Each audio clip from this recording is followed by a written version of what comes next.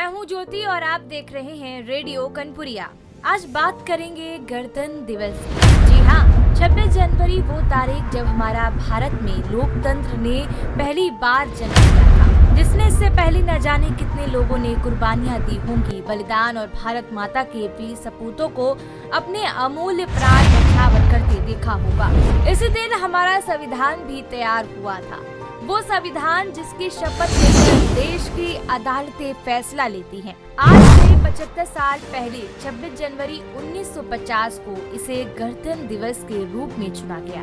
तब से लेकर आज तक हम हर साल 26 जनवरी को गणतंत्र दिवस का उत्सव मनाते हैं। उत्सव लोकतंत्र का और उत्सव संविधान का। हर साल की तरह इस साल भी 26 जनवरी के लिए तैयारियां जोरों शोरों पर है।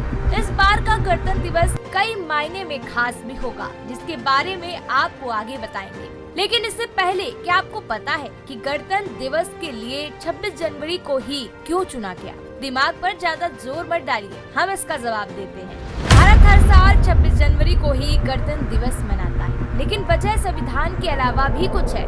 दरअसल 15 अगस्त 1947 को अंग्रेजों से आजादी मिलने के बाद हमारा देश अभी तक एक आधिकारिक संविधान इसलिए 29 अगस्त 1947 को संविधान का मसौदा तैयार करने के लिए एक समिति बनाई। इस समिति का नेतृत्व डॉक्टर भीमराव अम्बेडकर ने किया और 4 नवंबर 1947 को एक महत्वपूर्ण भारत के भविष्य को दिशा देने वाले दस्तावेज संविधान का मसौदा तैयार होकर संविधान सभा के सामने पेश किया गया। अगले 2 सालों में संविधान सभा ने कई बैठक की, इस मसौदे पर चर्चा की गई, बदलाव किए और आखिरकार 26 जनवरी 1950 को इसे स्वीकार कर लिया। यह एक ऐतिहासिक क्षण था। 308 सदस्यों ने संविधान को 2 प्रतियों पर हस्ताक्षर किया, एक हिंदी में और दूसरा अंग्रेजी में। इस कदम ने भारत को एक स्वतंत्र गणराज्य के रूप में स्थापित किया।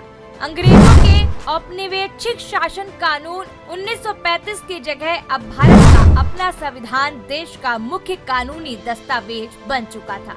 हालांकि संविधान सभा ने तय किया कि संविधान को लागू करने के लिए 2 दिन और इंतजार किया जाएगा।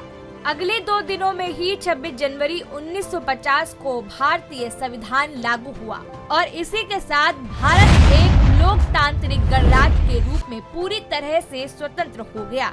इसलिए हम हर साल 26 जनवरी को गणतंत्र दिवस मनाते हैं और अपने संविधान का गौरव मनाते हैं। संविधान सभा ने इस उद्देश्य के लिए 26 जनवरी को चुनते हुए राष्ट्रीय गौरव के पर्याय के रूप में एक दिन दस्तावेज को स्थापित करने का लक्ष्य रखा। स्थिति का महत्व भारतीय राष्ट्रीय कांग्रेस से मिलता है। कांग्रेस ने अपने लोहार सत्र के दौरान 26 जनवरी 1930 को ब्रिटिश शासन से पूर्ण स्वराज के दिन के रूप में नामित किया था, जिसमें सभी भारतीयों से इसे स्वतंत्र दिवस के रूप में मनाने का आग्रह किया गया था।